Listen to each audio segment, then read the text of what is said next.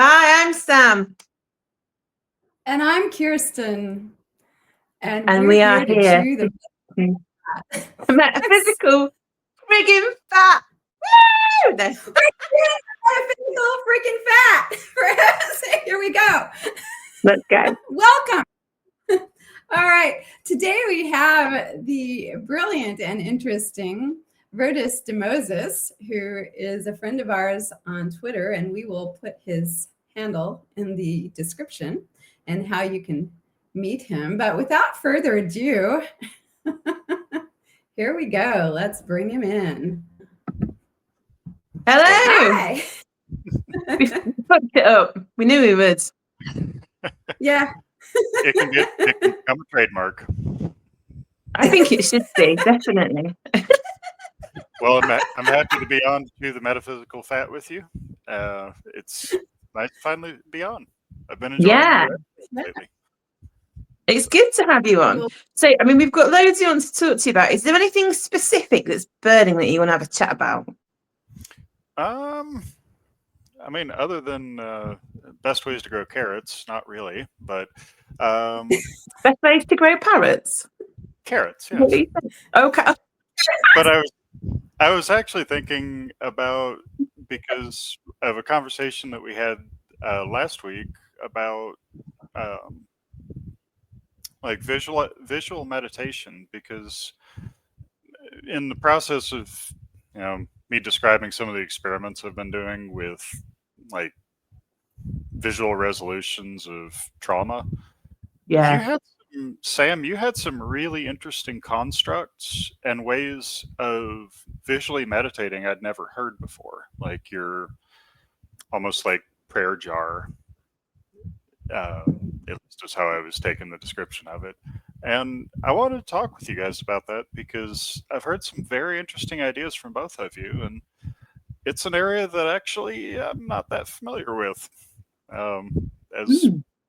As you probably know, and I know your viewers probably won't, I didn't exactly come around to the spiritual side through research, more just metaphysically diving into the pool and hoping there was enough water.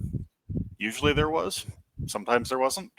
So a lot of the things like yoga, meditation, the books about consciousness and how to connect with a higher self, I never got the opportunity to read. A lot of that is a very new field for me, like in the what Eckhart Tolle talks about and the Eastern writings. I would really like to hear more, because you two know a lot about that end of things, and just kind of see where the advice goes. Yeah, I really love that. I mean, Kirsten is a trained yogi. She's a yogini. It's an official title, which I think sounds really cush, actually. I was a bit like you. So my awakening has just been kind of drippy. And then I just had this kind of like dark night of the soul. My life turned upside down. I left my partner. And it was just like, well, let's just see what it's all about. COVID happened. So my real journey started probably 2019, and it's all just a collection of basically figuring out how to heal myself. That's been the journey. And through that, I've picked up tips and practices, and that's been my focus, Haven't been like, I'm going to ascend, or I'm going to, learn to levitate, or whatever anybody's after. My primary focus is literally healing, and everything else has just come second to that. So it isn't that I've gone and done a lot of research, because I've not really. Full disclaimer, everything's just really been trial and error. I mean, and I've had the similar experience with that, because when I came to yoga, I was suffering from PTSD. I was having anxiety attacks. I was having all this stuff going on, and it was about the healing for me. And of course, I've been on this journey for a really long time, but that the spiritual aspects just kind of came to me. And a lot of my stuff, though I have done some research, it's mostly just personal experience, even with the yoga, because once you start getting into a practice like that, it actually is the experience of it. You can read about it, but until you actually have the experience, you don't really comprehend what you're reading, I've found. At least I didn't. So I think ultimately, it's such an interesting journey. And I know, Nick, why don't you tell us a little bit about what happened, how you started stepping into the spiritual side of things? Well, mostly it's been in the last few years. As Sam mentioned, 2020 was, well, shall we say, transformative for a lot of people. Mhm. I didn't actually grow up with. I grew up very fundamentalist Christian, in the middle of nowhere, so it wasn't like I had a lot of cross pollination of ideas and people. I had one hippie neighbor who talked to me about some stuff, but never really got that awareness of the spiritual world. But I knew there was something there, and over time, I ended up having, as life will, not always pleasant, had a bad breakup, and ended up talking one night, just tears on the couch, talking with God and saying, I can't right now.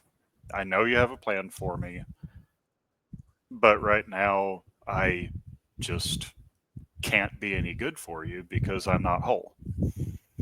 And it was the first time I ever actually had an experience that just transcended all reality. It felt like the universe giving me a big hug. Like, okay, come back when you're ready. As I got the okay on that, but I also lost my intuition and a lot of the other things I could do previously. It's like, well, since you're not willing to do the work, you don't get the tools for it. And I spent 10 years just diving into physical, learning who I was and just living the human life, the average human life. And it started to change in about 2012. My, at the time, wife was pregnant with our first, and I realized that as a dad, I would be asked questions, and I needed to have answers for those questions. And that makes you take a good long look at why you do what you do, why you think what you think, and what you're doing with your life. And that led into me exploring a bunch of stuff. The relationship ended in 2019. She had become pretty abusive, and I had a choice. I could stay at the best job that I had ever had, making six figures a year, traveling, having all the fun, doing what I wanted to, or I could move back to Missouri, where I live now, to be with my kiddos and be in their lives. And I said, well, I can always get another job. I can always make more money. I can't make more kids. So We could, but not the same ones. no. You could have repopulated the earth, really, but you decided not to do that. There's no create new character button, and they're really expensive. So yeah, true. So I ended up moving back, and I realize it now, but I didn't at the time, that I had made a choice to put the well-being of others over my own, where there were things that I wanted to do, things I wanted to experience, and I put that on hold to serve my kids, to be there for them. And as one of my guides put it this last week, you don't take actions, you make choices. We don't choose actions. We make a choice, and the actions flow from the choice. And as she put it, that was that was the choice that you made to take a step toward serving others, toward good. And the year of hell followed, But it where does. that was the part about jumping in the pool and not finding enough water. There is no bottom, but there are rocks on the way down. I hit most of them. And what I ended up learning through that was not only about the origin of my soul when I first came here, a bunch of past lives, resolving those traumas, resolving traumas from this life, because see also abusive ex, resolving and learning and growing. And eventually it became normal just to have conversations with spirit guides on the daily basis. And telepathy is just like, it's Tuesday. It's been a very odd run of learning, like you said, not so much learning it, but experiencing it.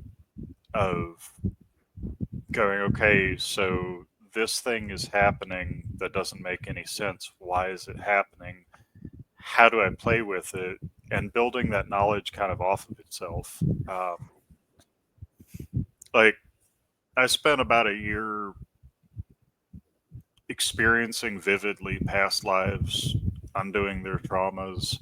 And as things went on, it started to make sense. I started to understand it. It's like, I used to think everybody was woo-woo crazy hippie when they talk about like feeling energies and sensing thoughts. It's like, okay, cool. Oh no, I get it. You've It's got to like, kind of go through that, though, won't you? Because I used to be the same. I'd be like, well, I know the spirit, and I know it's just going on, but I think they're taking the piss a bit there. I think they've had too many, spiders or whatever, and then you open the door just a little bit, and all this shit just rushes in at you, and you're like, yeah, it is. It's entertaining at the least.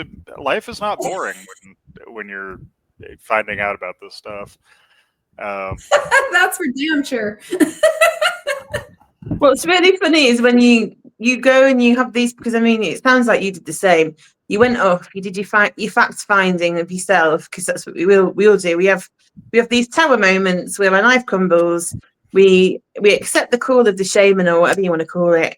We'll either have an illness or a relationship breakup or whatever. Something rocks us, and we have to change direction, and everything's falling apart. The house is on fire, the kids are jumping out the window, the small dog running around pinching your dinner.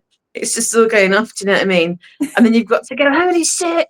And you're trying to make sense of the chaos. And then when you peer through the smoke, it's like, oh, there's this whole new house behind here. There's a forest. There's a magic fairy. And you've got to go out and investigate it. And it's like, I didn't even know this was here. It's like living in a tiny little bubble and then realizing the world's as big as it is, but only like a million times like bigger. Do you know what I mean?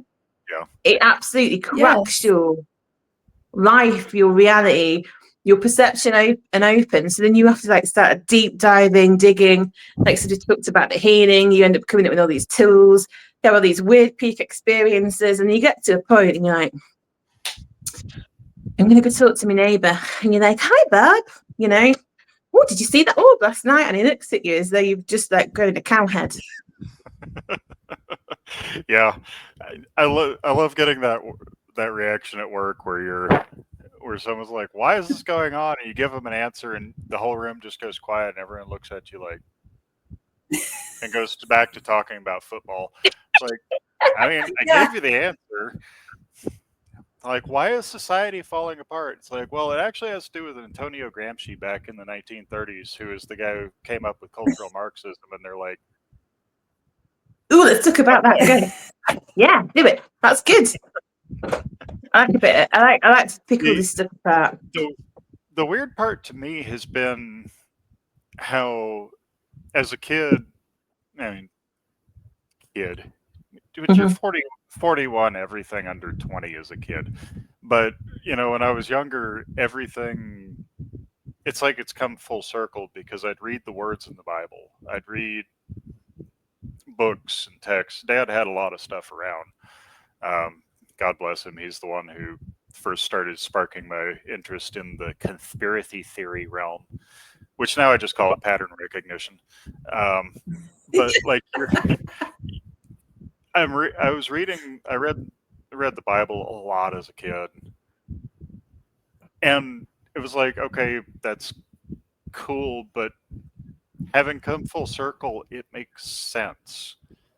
Even though what was written there, you read it and go, this is not the right way to say this. When you start realizing how the universe works, living on faith doesn't sound like a religious concept. It's like, hey, you're supposed to go here and do this, and you're going, why?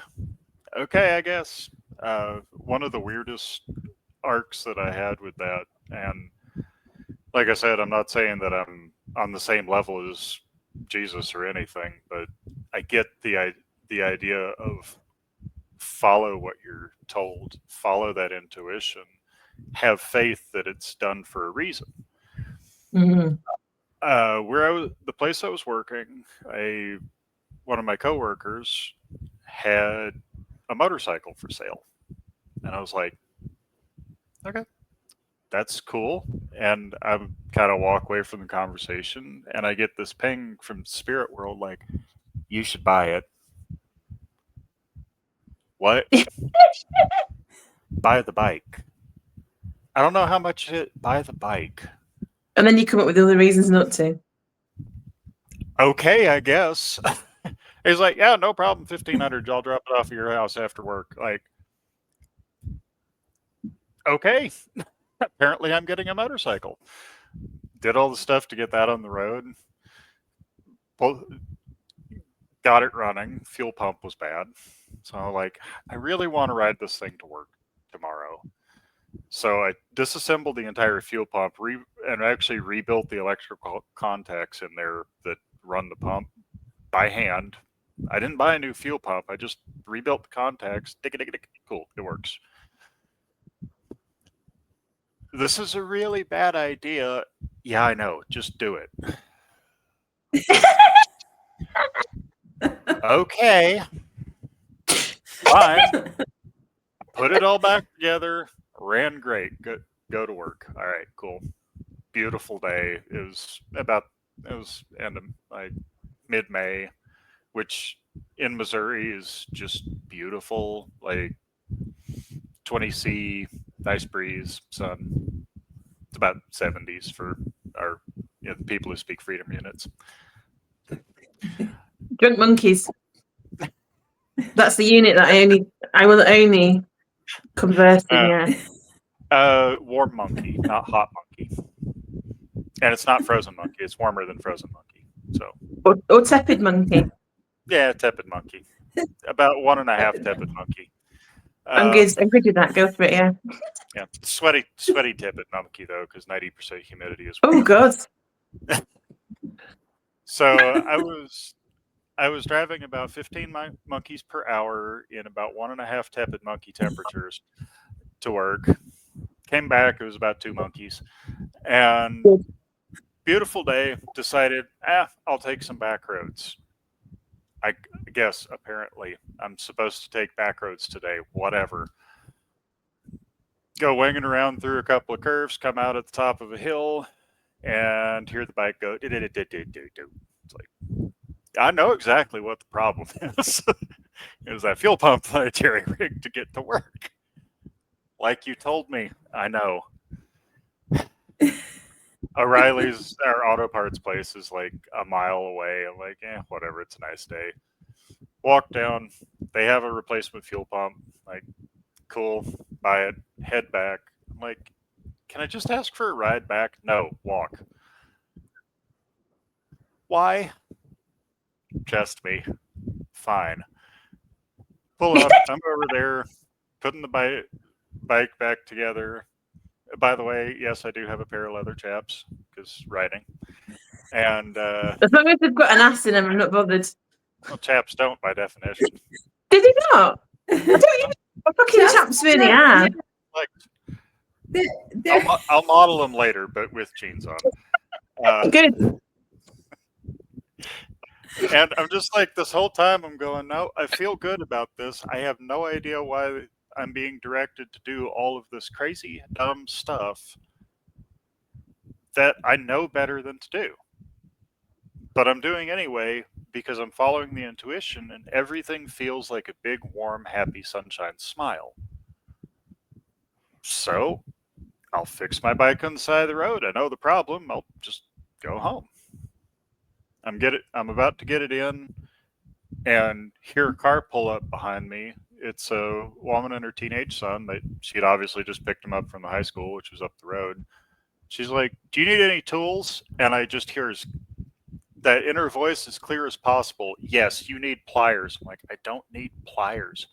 Just shut up and say it." "Yeah, I can use some pliers." "Okay." This was about a week after I had really said, I feel like I'm at a comfortable spot in my life. I don't need anyone, don't need anything. The lady and I hit it off perfectly. I gave her my phone number, which I just never do. The short version is that we've been together for 4 years now.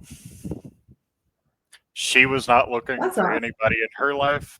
I wasn't looking for anybody in my life. And we had some really cool experiences. She actually is the same soul origin as I am. We've been together in previous lives. She's seen it. She's like, "I don't think you're crazy. I've seen this stuff. I don't understand it." I'm like, "Don't worry about that. Universe will take care of that in time. Trust me." But yeah, that's my fiance, Debbie. She normally would never stop for somebody on the side of the road. I would normally never ask for help when I've got everything I need. I would never have bought the bike if it hadn't been for the universe nudging, and if it hadn't been for getting told to go fix the damn fuel pump the wrong way, we never would have met. I get the whole faith thing a little more. Yeah, it's the trust, isn't it? It really comes down to trusting, and it's really what I want to say is, how do you communicate? So when I get a nudge, so I can actually explain this because I've been thinking about it. Yeah, I'll get a pull, so it's like a magnetic pull. Sometimes it's like something. If I look at something, it'll seem extra sharp or shiny, or it'll pop like a color, and I'm like, "Oh, I meant to look at that." Or I'll hear something and it'll just like, it almost like it sticks in my brain. But I also get like words, or sometimes I actually hear it, not very often though. Songs, sometimes it's like they're talking to me, but without, so the telepathy that I have with my guides is really weird. They'll give me like picture after picture after picture, but it also has a feeling, an intention, Yep. an end point, a beginning point, a middle point, like a story. And then I have to unwrap it all. And then it's like I feel into it and I'm like, "Oh, that's what you mean." But it all happens like that, you know? Yeah. And it's Yep. like they're talking to me without words, but I know what they mean. Yeah, it's like the images might blend with each other, but you have them all clearly in order in your head. Yeah. Like, it's more like having a chunk of knowledge just transported into you. I always describe it so that way it sounds a little bit less crazy, as just saying it sounds like an inner monologue that occasionally goes audio visual. It's like an inner monologue that everybody has. Well, they should all have. That I recognize as not my own. Yeah. With like, and I know what you mean. You'll see like a series of images and feelings that associate with each other. Like, okay, but it tells a story. Yeah, but it's all in a quick. It's literally in like a minute, like not even a minute, like a second.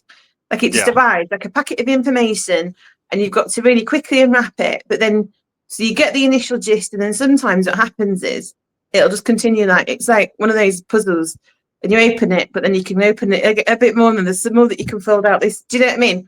And it keeps going, and then I'm like, stop! It's too much. Sometimes it's too big. Just let me look at the thing, and you've got to kind of like step. I know this is going to sound really weird, but you step back in your mind to get a broader.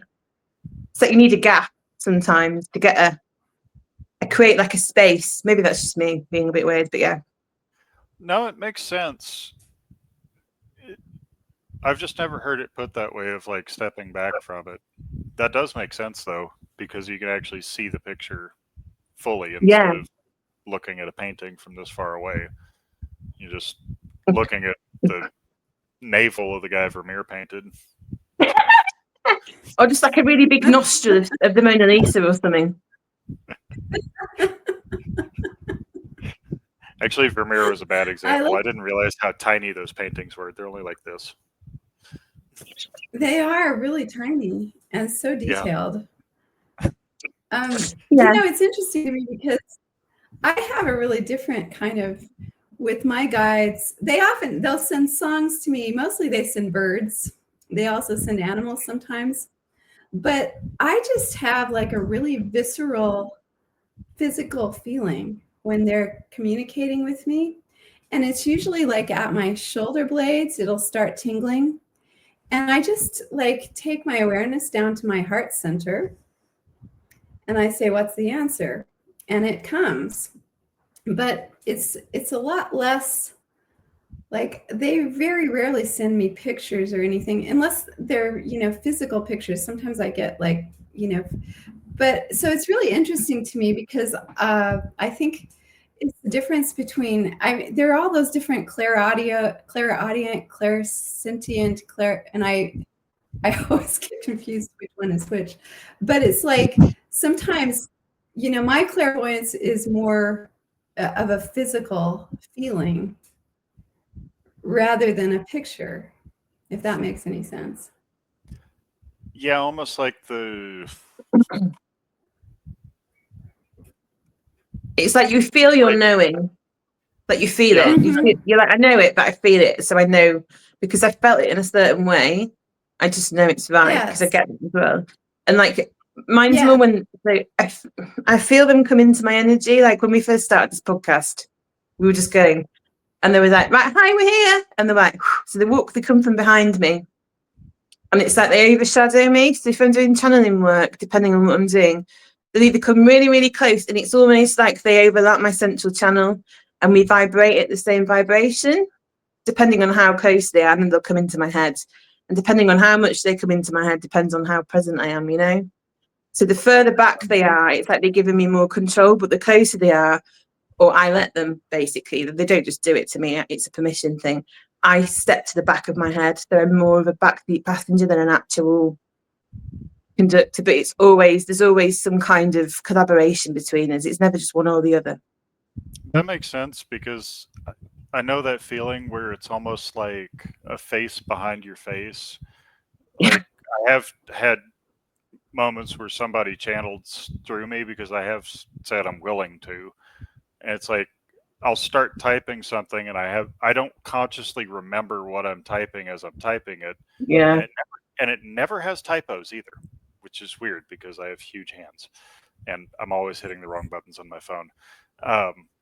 Like you'll feel, it almost feels like an inner pressure, or less like a pressure, more like a breeze to me, kind of like the wind blowing, and kind of like you can feel that presence sort of come in through here.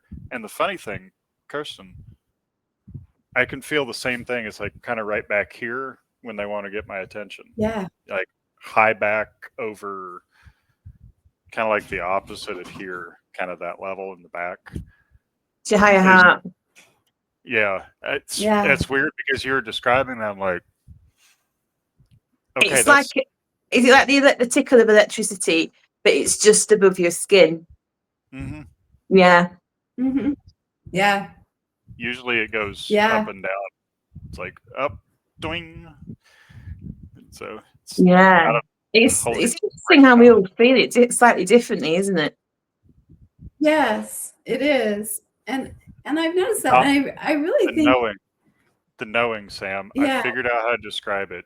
It's like you can't describe exactly how fast something falls, but you know exactly how fast something falls.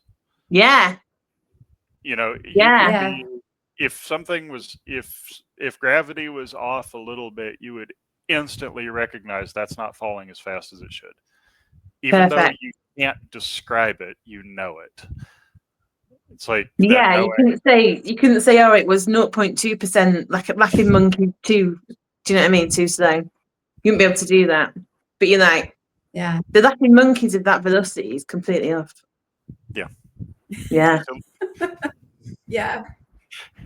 Okay, so when we finally get faster than light travel, we're going to measure it in monkeys. Monkey farts, I think that's going to be. Yeah. Yeah. It's like, how fast are you going? I'm going 1.5 monkeys, which is 1.5 times the speed of light. There we go. Speed of monkey fart. That That's way we speed can of have light. that way we can have a monkey meter. I hope that everybody just humours me and you know, lets me be a batshit crazy fucker, basically. Oh shit, I've made my coffee, silly.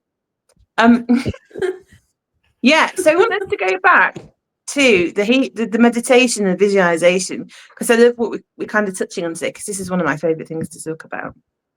So I know you've discussed some of your methods on how you follow and trace your healing back. And I don't know if you're comfortable talking about this, but what I find absolutely fascinating was when you were talking about, you know, getting into the lower states to almost find resonance with the bits that were locked away because they're not in your current framing of consciousness. Yeah, I actually ran that experiment Tuesday night. I've spent the last few days kind of processing out what I found. How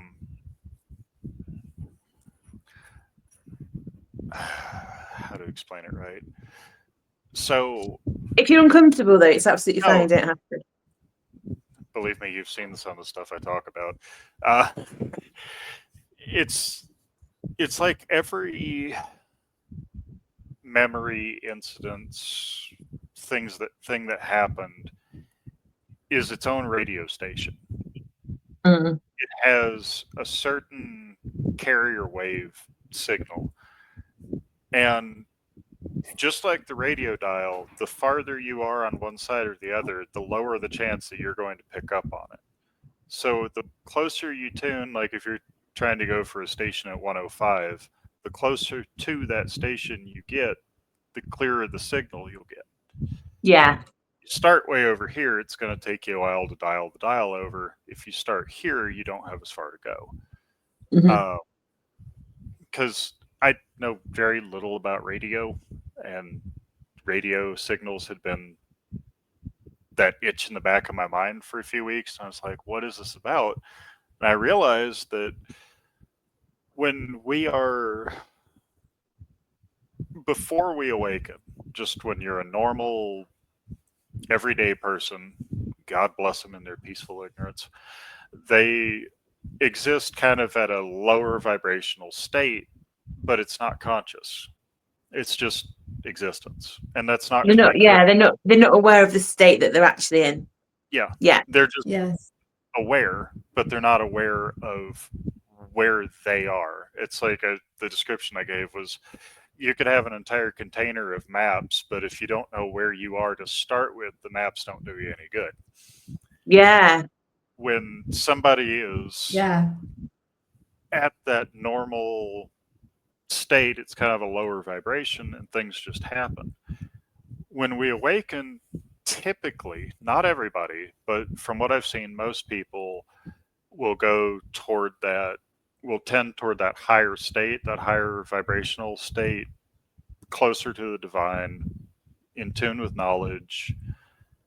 And it's like, cool, I can communicate with the spirit realm, I can communicate with off-worlders, intuition is accessing, and they just make that jump. But there's a certain bandwidth of your mind that needs to be open to get into that plane, and the more traumas and stuff that you have, the more bandwidth is taken up, so you don't get into it as clearly. Now, I think in most of our cases in our awakening, we had along resolution and forgiveness arc. Yay. That clears out a lot of the bandwidth, but it doesn't clear all of it. And I was cussing out one of my guides the other day because I'm like, hey, I feel like I've still got a hang up, like I've got blockages, things I need to work on. And they're like, yeah, you do. Care to help me with that? No. Oh, don't even get me started. Don't even get me started. I'm like, go on. It's like, we took care of the really big ones. We took care of the really big ones. You've got to figure out how to take care of the little ones. It's like, okay, This is to me. Yeah. You've got to, are you going to help me with this healing? No, that's for you to figure out. Oh, thanks. It's like, we'll get the knife out of you. Your body has to heal the rest. It's like, gotcha. And what I realized was I had stepped up and, resolved a bunch of stuff and stepped up in that vibrational state. And it's one of those things, if you haven't experienced that like conscious shift up and down, it doesn't make any sense. But can I just say the way that they're showing me it now, because this is what I mean, I get a massive ping.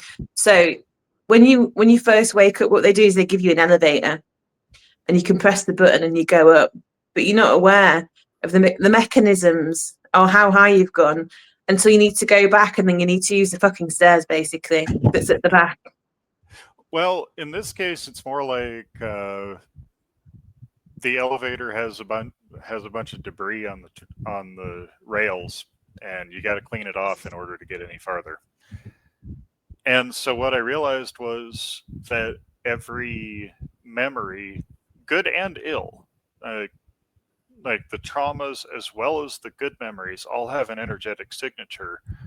So I can take, if I want to communicate with my guides better, I can take that energetic signature memory, focus on that, and I'm on that higher bandwidth to where I can communicate with them. But I realized you can work it the other way too, where you intentionally go down in your vibration. But unlike being unaware of it, you're consciously aware that you're pushing yourself down in vibration, which gets you closer to the traumatic memories, to the things that you want to resolve. It allows you to search better. Like, instead of diving all the way to the bottom of the pool, let's drain 6 feet of water out. Now it's easier to look for that thing you lost in the bottom. Yeah. And so I thought, okay, how do I test this? It's a good theory, but I'm not really going to talk about it, publicly, like with y'all, unless I've tested it. Well, how do I test it? Hi, my name is Guinea Pig. So Tuesday night, I poured myself a good 2 to 3 fingers of whiskey, got myself in the same frame of mind that I know that I used to unconsciously be in, and then meditated intentionally on that lower state. And I started with kind of the latest, as I knew I was looking for something in childhood. That was just the intuition. So I started in my mid-teenage years. I was like, okay, not there, not there, not there, not there, too far. Roll back a little bit. It's like, oh, cool. That's when this happened. And I was able to see that memory clearly that I didn't even remember that I had. Yeah. It's like I'd been looking for root causes for stuff and hadn't found it. It wasn't what I was looking for, but it was another thing I was looking for, if that makes any sense. It was exactly what you needed. Yeah. It's like, it's not exactly what I wanted. It didn't resolve this other block, but I did prove my theory. It worked. I dug a memory that I wasn't consciously aware of having by following that thread back, and I wasn't having to go look for it as hard. Like I said, 8-foot pool, you want to find a quarter at the bottom, drain 7 feet of water. Now it's easy. So Yeah. When you were Yeah. talking about that in the group chat, what you essentially did was a soul retrieval. So you brought a piece of you back. And what you've got to do then is integrate that along with the same frequency and state of mind that you were when that actually happened, which is a really big integration process, you know?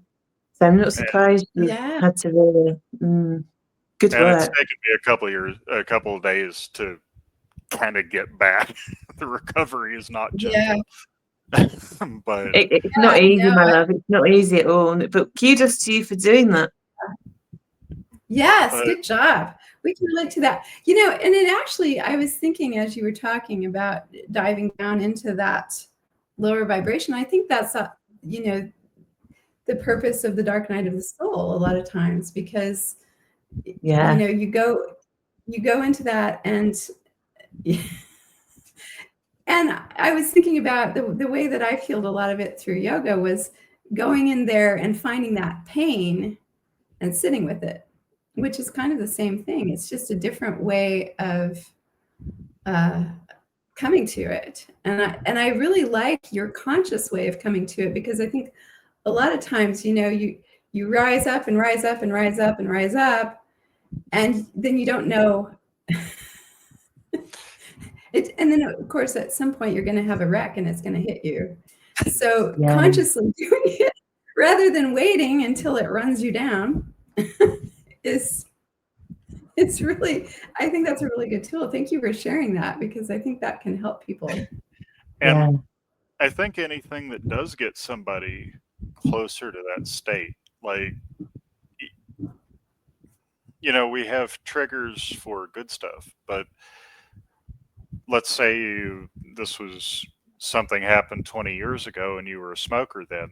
Maybe buy a pack of cigarettes, smoke a couple, to grab that point, drop yourself down to that point consciously, and then go, okay, now I'm in the neighborhood, I can go look for what it was. You know, not to abuse stuff. I mean, obviously, if somebody was a meth head, I would not recommend going out and smoking a bunch of meth to put yourself in that situation. But, you know. But there's other things you can do to get there. Yeah. Going down. Because everybody, you know, the spiritual gurus always talk about raising your consciousness, raising. It's like, well, problems are back there. What I think is happening.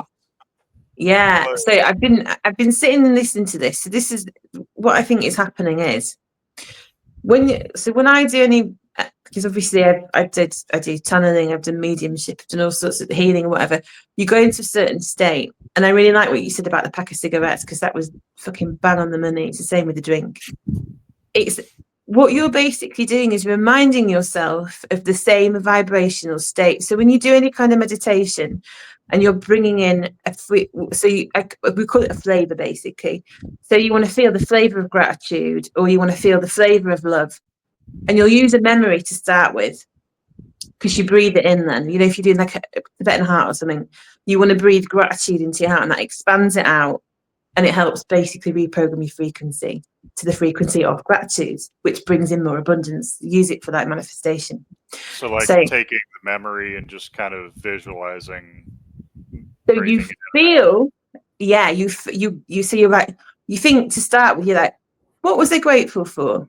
Don't know. Maybe one Christmas your boyfriend got you something that you didn't think he was going to get. He'd not listened to you, but he actually got this really thoughtful gift, and you're like, oh my god, I'm so grateful. Whatever. So you feel into that.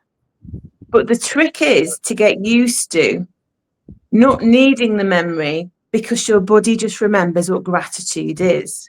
So especially if you're manifesting. So you're then not colouring the manifestation with the subconscious. You're not basically creating a pathway to that memory just for gratitude. You're having your very own frequency of its own. So what's actually happening is when you get used to this, because I used to do this quite a lot, it's like, this is what I was talking to Don about on one of the panels. Each frequency is like a wire. So when you used to ring up the telephone service and you'd like, hi, I want you to connect me to 505050 or whatever, and they go, that's great. The number is essentially the same sort of thing. What you're doing is you're moving the wire to connect one point, which is you in this current moment, and your state, to a frequency. So if you can get to the point where you're like, all right, this is the memory, feel into it. What state was I in? Dial into that. Right, we've dialed in now. Go in, and you use it as a portal, because everything within you, this is how I'm using it for my own healing. Whether it's pain, whether it's a feeling inside you, whether it's an emotion, whether it's even a feeling of being sick, whatever really bugs you, you go into it as a portal and you go through it, and it will take you where you need to go, but you have to feel the frequency first. Does that make sense? Yeah. And that's Yes. where I've been having a hard time, because like I said, I know there's a block, but I don't know. I just kind of know the general area, but I don't know specifically. Right. So do you want to think in that voice note about how to get there? That was a channeled voice note. Oh yeah. So what you need to do, what I'm going to say to you, not now, go away and feel where it is in your body. So mentally find it in your body, and breathe into it and just sit with it with no intention to change it. The only thing you want to do is observe it in pure presence and just see what happens, because that's you dialing into the frequency of that memory. So it might come, you might find it and it might just be a hard lump, or it might be a sphere, or it might be a laughing monkey. Who the fuck even knows? Do you know what I mean? Sit with it and it'll just unfold with presence, because that's the thing that I'm finding. The way to heal things is to sit with it in pure presence, because pure presence is actually pure love, and love is healing, it's wholeness, it's complete focused attention. That's perfect, Sam. Thank you for that. That's perfect. Sorry, I went on a bit of a waffle. No apologies for divine information, girlie. That's right. That's right. We are literally here. Y'all have listened to me go on waffles, okay? We like your waffles. We do like your waffles. I like both of you. Yeah, you've always got really interesting things to say. I was listening to that podcast earlier when we done at Diana, and normally when somebody talks for ages, I think, shut the fuck up, I'm sick of listening to you now. Let somebody else talk. But actually, you've got like this really lovely moderated tone. And I was thinking, God, you could do this for a living, because you see people. This is the skill they have on TV. I mean, my voice is up and down, so people are just like, "What's she doing? What's she doing?" Do you know what I mean? But you're just really nice and clear and concise, and it just flows. It's like you could say, "Here's Nick DeMosays on Radio 2. Welcome to the Radio 2 show." You know. Just do it. You'd be amazing. Hey, I've got the perfect face for radio. I'm just saying. Give over. No, actually, a lot of it is from. I listen to a lot of stuff at work because I like being in my own little world. So I have earbuds and a big honking set of 40 decibel earmuffs that go over it, and I listen to a lot of fiction. Audiobooks, audio dramas, things like that. And even though it's on fictional stuff, telling stories, when I find somebody who's an extremely good narrator, I pay attention to what and how they talk. And actually, one of the best is also a Brit. If you Stephen Fry. No. Oh no. He puts Don't like Stephen Fry. I like Stephen Fry. He has a great voice. He does have a great voice. But Baldermort on YouTube, the 40K lore podcaster, he has the best voice in existence. And as much as it pains me to say it, the British accent really just has class. Oh, I could feel the pain. I could feel it going out. For people that don't know, Rick, okay, I called you Rick then. Nick, that's twice I've done that today. Nick loves to tease me. Hey, Marty. Hey, Rick. Okay, Morty, get it out. No, I've never seen Rick and Morty. I've never seen it. Oh, we're fixing Why that. did you give me that bloody look? Oh, I feel well We're fixing scolded. Hey, I know. Look, it's made by Americans. Why is the Brit not trying to steal it? I'm just saying. Don't bloody start. I'll cover you in Marmite and put you in a pond. I like Marmite though.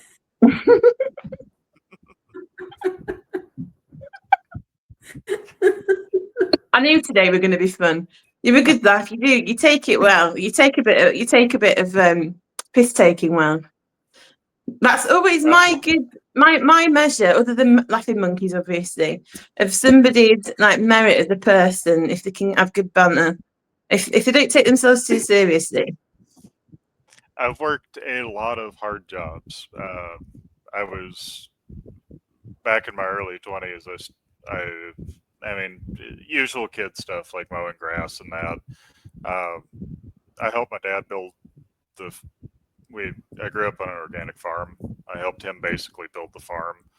Then lawn mowing, then tree care and construction, then worked on to heavier construction, like industrial painting, industrial fabrication,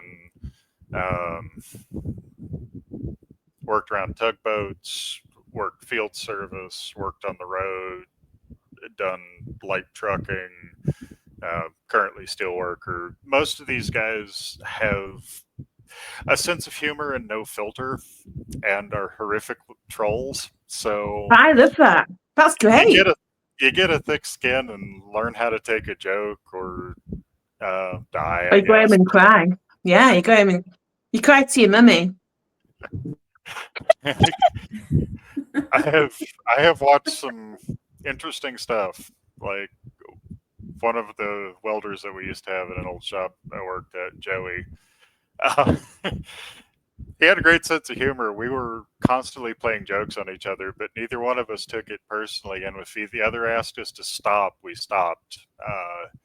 We had a contractor in there who didn't understand what stop meant, and well, Joey was welding little bitty stuff. He kept walking by and hitting Joey's desk with a hammer. So he's concentrating and bang! Finally, Joey told him, if you don't stop, I will make sure that you don't work anymore. Like, this guy started laughing, went to lunch. Joey grabbed the forklift, grabbed his toolbox, wheeled it over, opened the toolbox, and welded every single tool he had into a solid block, and then welded the box shut. Oh my God. About $30,000 worth of tools that had been turned into a cube. Into like a modern art. Yeah. The guy proceeded to run up and try to take a swing at Joey, which is the exact moment he got fired for assaulting an employee. So. Oh my God. You either. Wow. So when Joey says, leave me the fuck alone, you listen to Joey. Leave him the fuck alone. He's not laughing. Pretty much. Yes. I always keep a sense of humor because it's usually both wise, wonderful, and safe. Absolutely. I think there's having a laugh in there, and then there is taking it too far. I think the thing with women is we tend to be a little bit more intuitive generally, even unconscious women. It's just kind of the nature of the beast, really. I'm not saying for everybody, because obviously, like you said, you've got a very well-developed feminine. You've got a good feminine side. The feminine polarity is well balanced within you, but that isn't the same for a lot of men, especially a lot of men that haven't done any healing. They don't tend to integrate that, and that's where the intuition comes from. It is a feminine trait, you know. So I can see why a lot of men end up like punching each other. Well, there's a place for both. There's a place for the savagery of the masculine and that more intuitive heart space of the feminine. I mean, don't get me wrong, I love a bit of Spartacus. Yes. You need to specify which one. Are we talking the old Kirk Douglas movie or the new TV series? Because Well, the new one, yeah. Spornicus. Smarticus, actually. No. Smartarticus, maybe. I think I'm entirely too much of a straight male to watch the new one more than the first half of that first Oh, episode. it's a man thing, then, is it? Is that? Well, I mean, we've gone a bit off topic, haven't we, mate? This is what happens.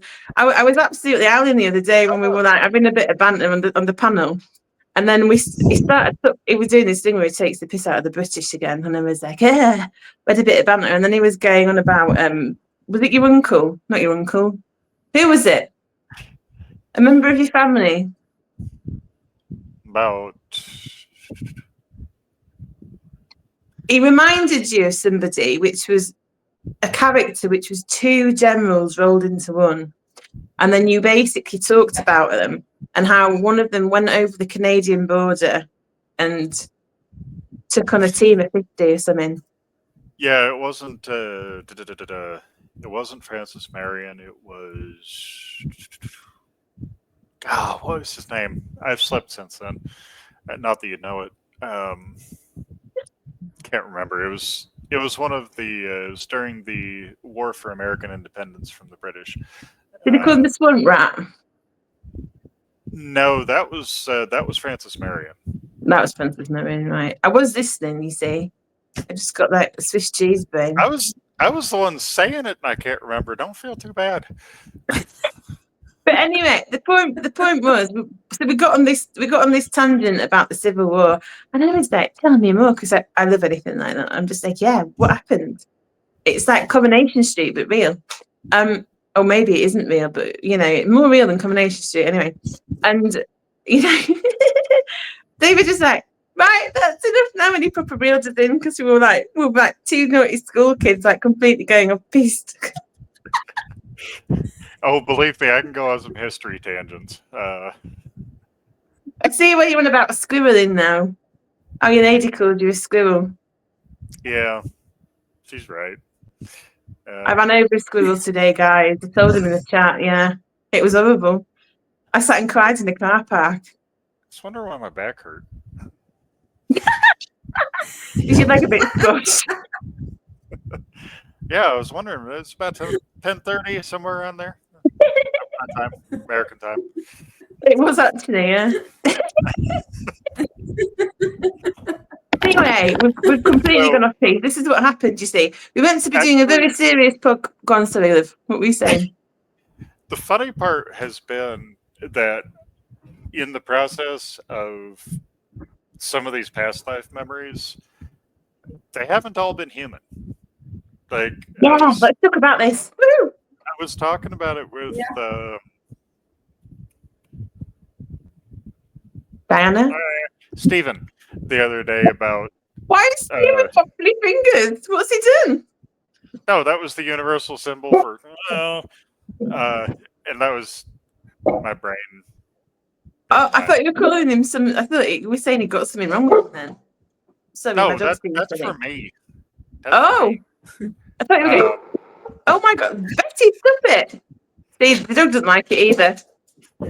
Well, the thing that I realized was, I talked about human past lives, and one of the weirder memories, and one of the reasons that I feel so closely to it was, I actually had a past life as a fox. I'd say it was probably like early 1900s. It was after World War I, I'll put it that way. Because after the hell that was the life of a German soldier in World War I, German officer, actually, it was not a great war, not for me. It was after I'd passed away there, I actually remember going back into the spirit realm and talking. It was nothing visual. It was that conversation with my guides. Sorry, I'm a fidgeter. That conversation with other spirits, they're like, you've got to go back. You've got to be there. You have a purpose for it. You need to be there. I was like, nope, not doing it. Nope, not going back. They're like, you don't really have a choice. It's like, not as a human this time.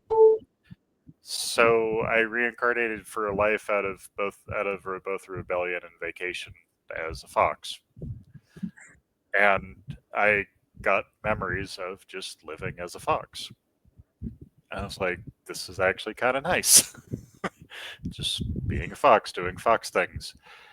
And after that memory keyed in, I was like, okay, now I see why I have such a connection to them.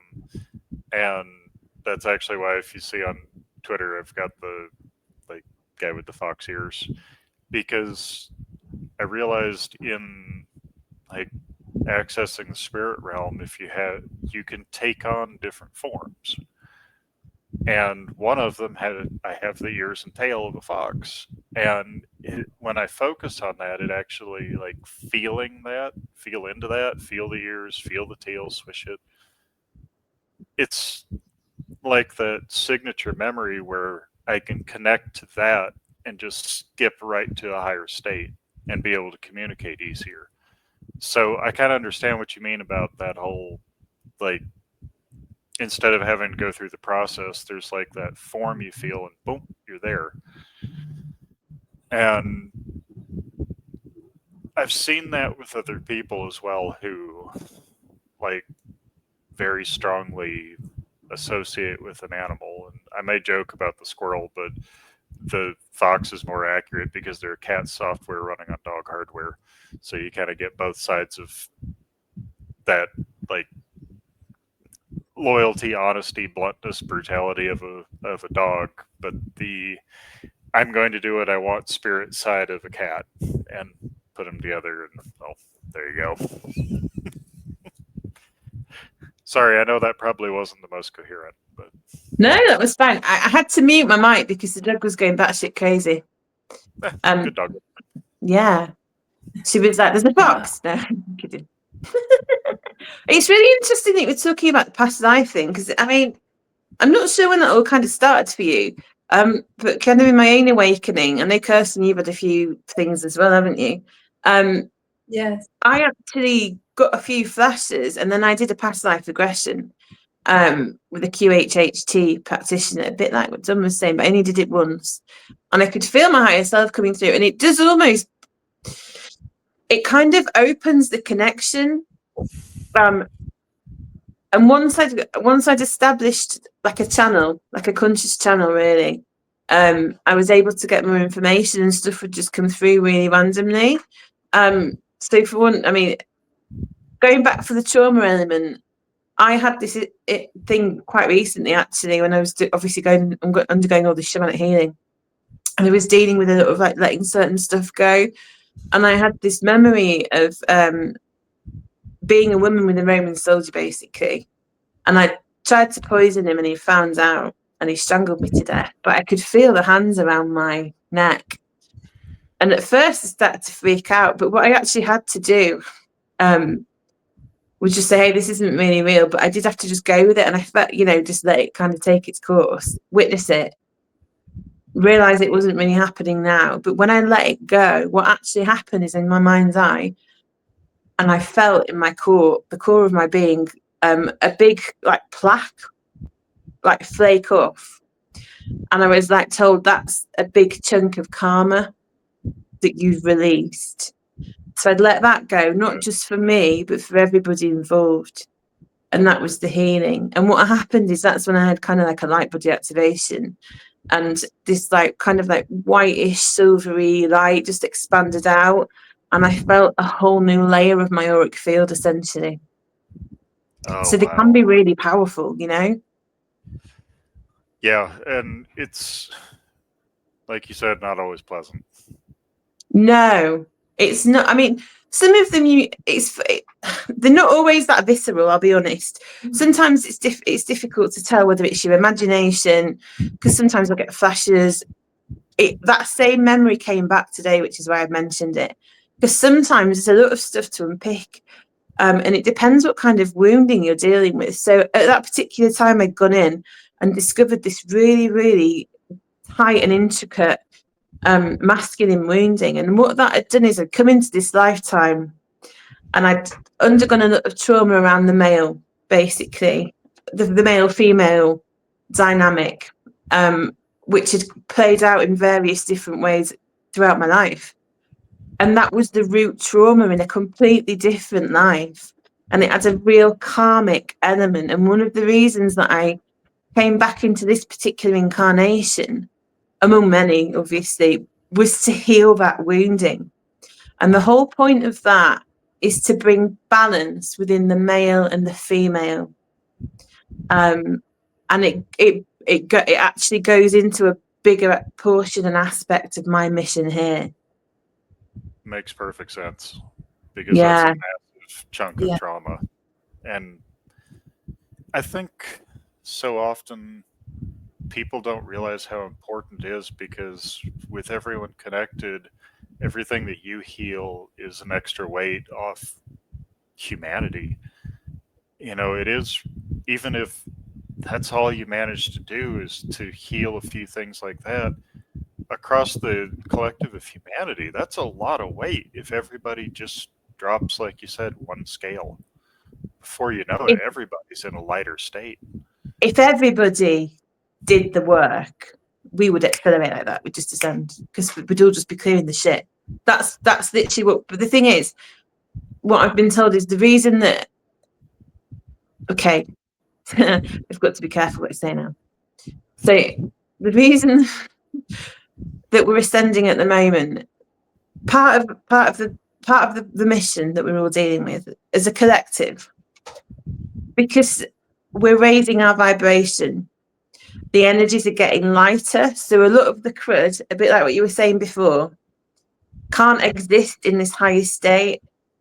So it's being brought up to the surface for us to look at, so we can heal, because humanity has a base level of consciousness, which we've talked about before. So what we're essentially doing is nudging the level of consciousness higher and higher and higher.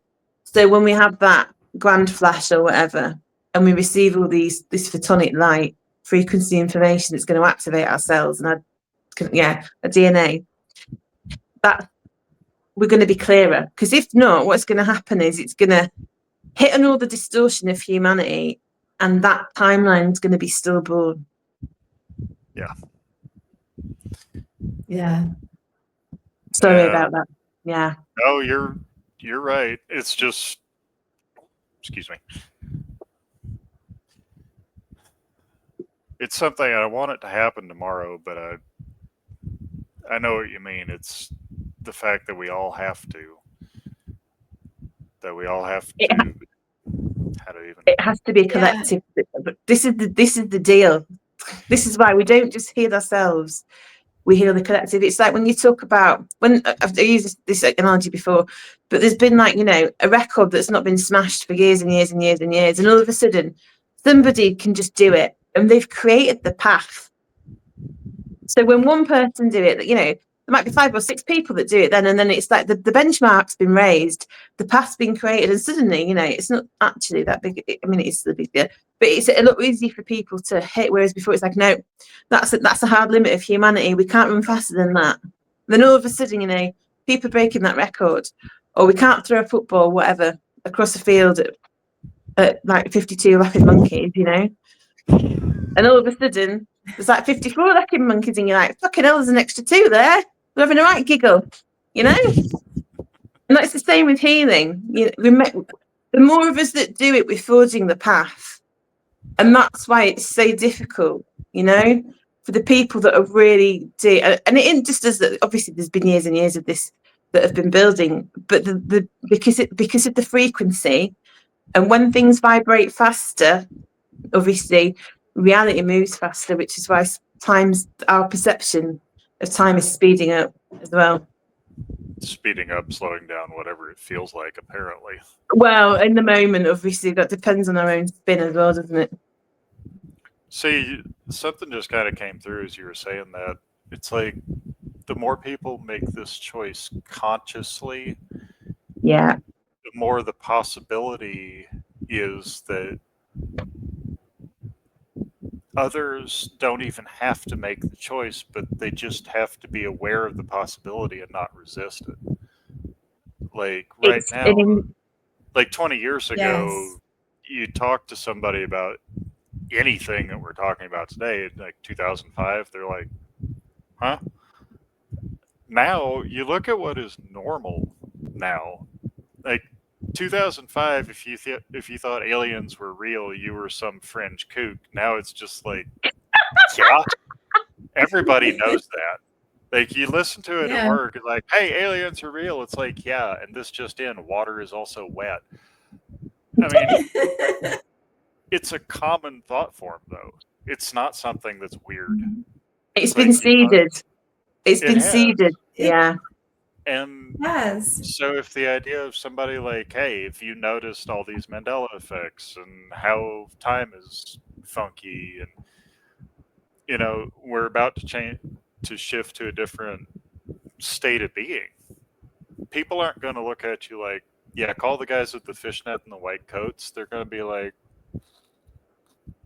okay, maybe I'll hear you out. But 20 years ago, that never would have happened. It would have just been, oh, you're crazy, bye.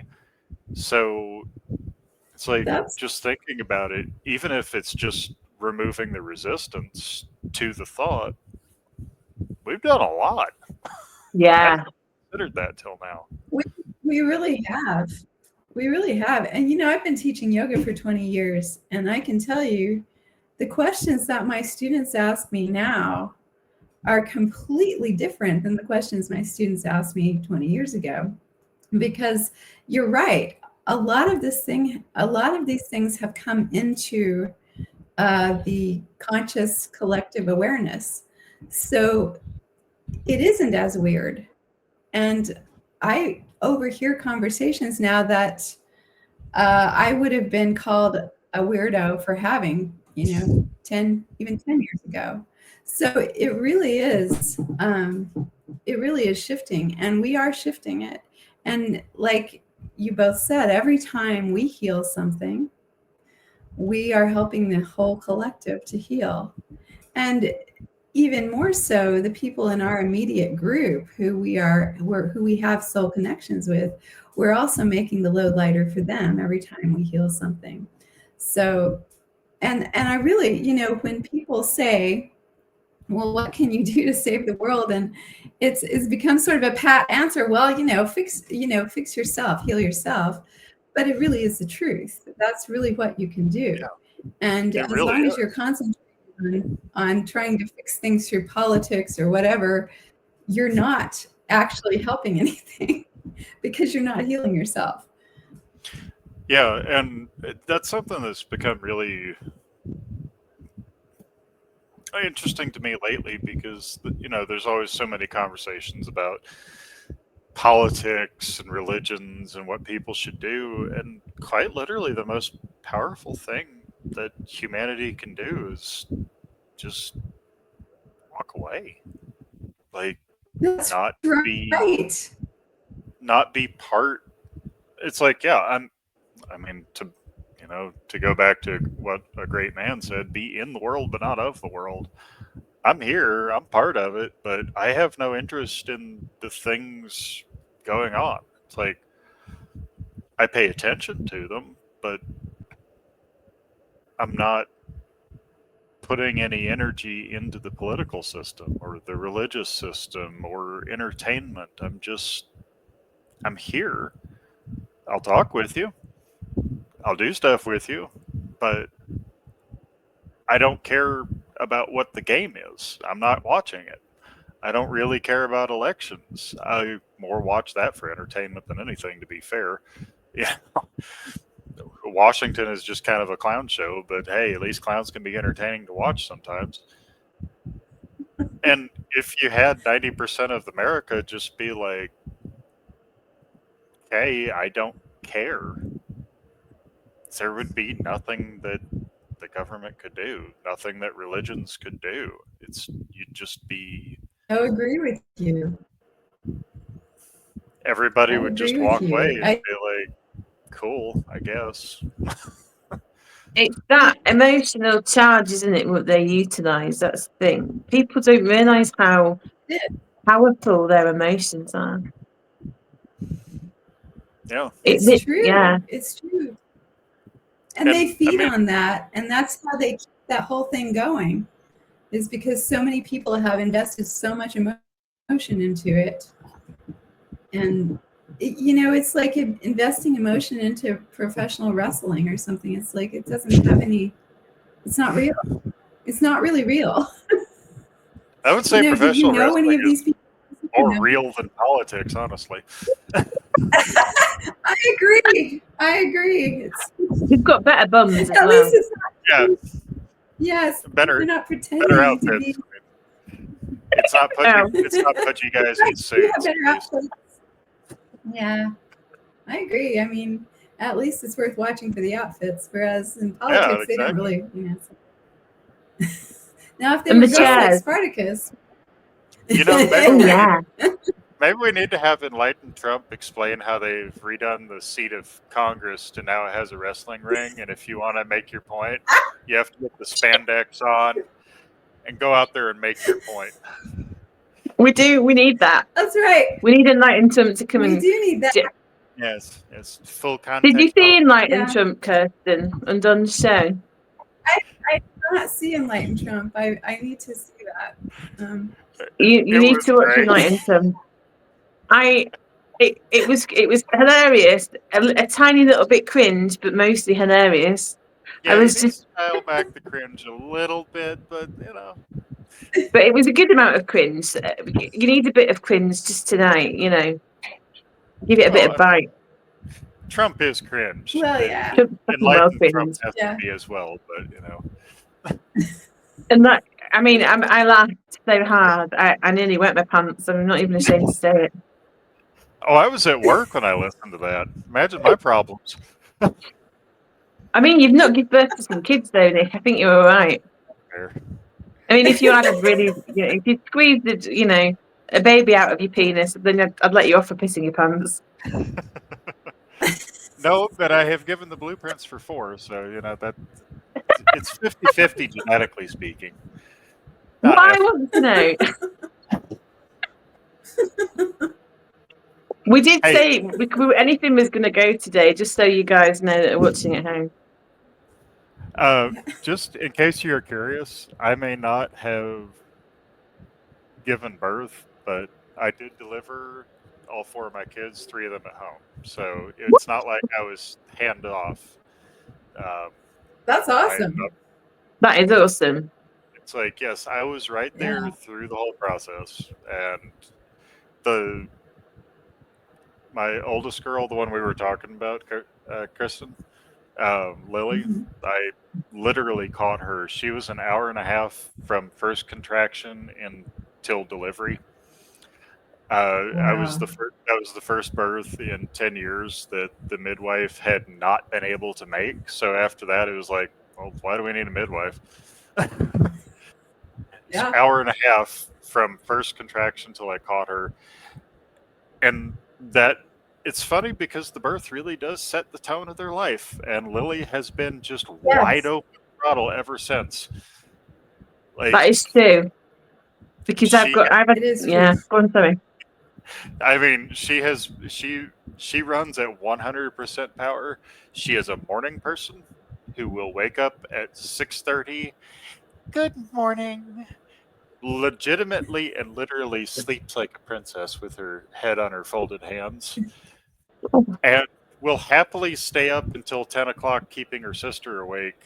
And then turn right around and wake up at 6 and be down there coloring. Good morning, Daddy. I made you coffee. It's like, you're not totally human, are you? No, good. Glad we established this fact. You're right.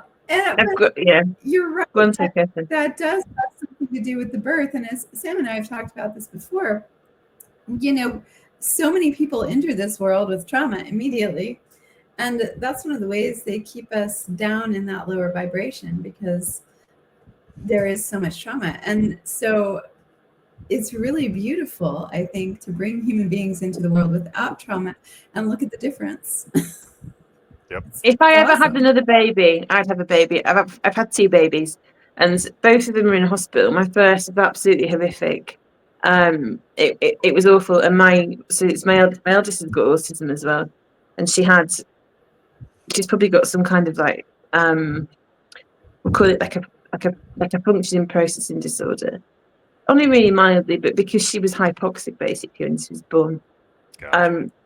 Yeah, but she's absolutely hilarious. She's a comedian. Obviously, I don't know where she gets it from. She's really, really, really dry.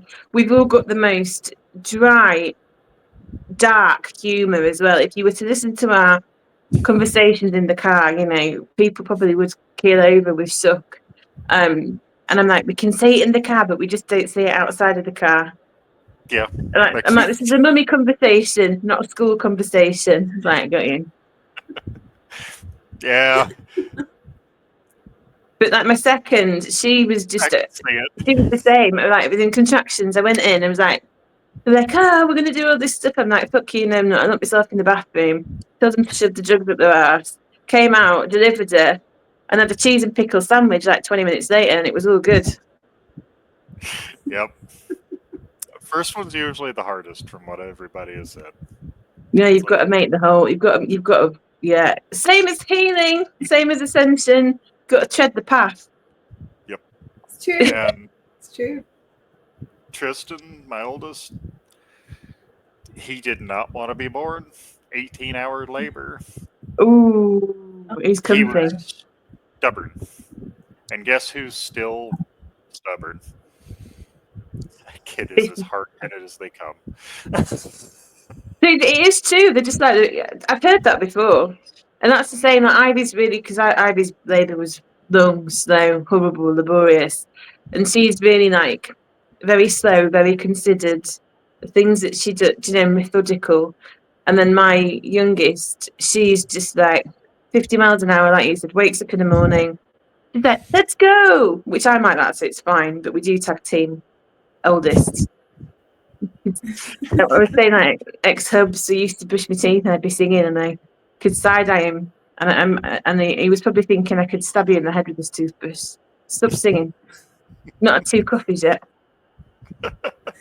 Well, the kids have learned don't wake daddy up violently. Lily, Keep the decibel level down, yeah, until he's had a coffee. I am not a morning person. I can stay up. You can't tell 3 Nick at a.m. all, especially in that group chat. But Lily nearly got punched one morning before school, where she came tearing into the room full speed. She was probably like 8. Just came absolutely tearing in full speed, busts through the door, Daddy, it's almost 7. She made it to its, and I was like grabbing and hauling back, like, what's wrong? She's like, it's almost 7. Sorry. I've got bacon pieces for the dog. It's 6:10, Lily. Yeah, it's almost 7. It's not even close to 7. Go away. You're 10 laughing monkeys away from 7, Lily. Go on, back to bed. Yes. She's like, but I want to go to school. It's like, I know. I want another half hour of sleep, but I'm awake now. Do you know what, though? That's like the awakening process. It is the metaphor for the awakening process. There's like people like Steve that have been shouting from the rooftop since 2008. There's fluoride in the water, and everybody's like, Steve, go back to fucking bed. It's not 2020 yet. COVID hasn't happened. Yep.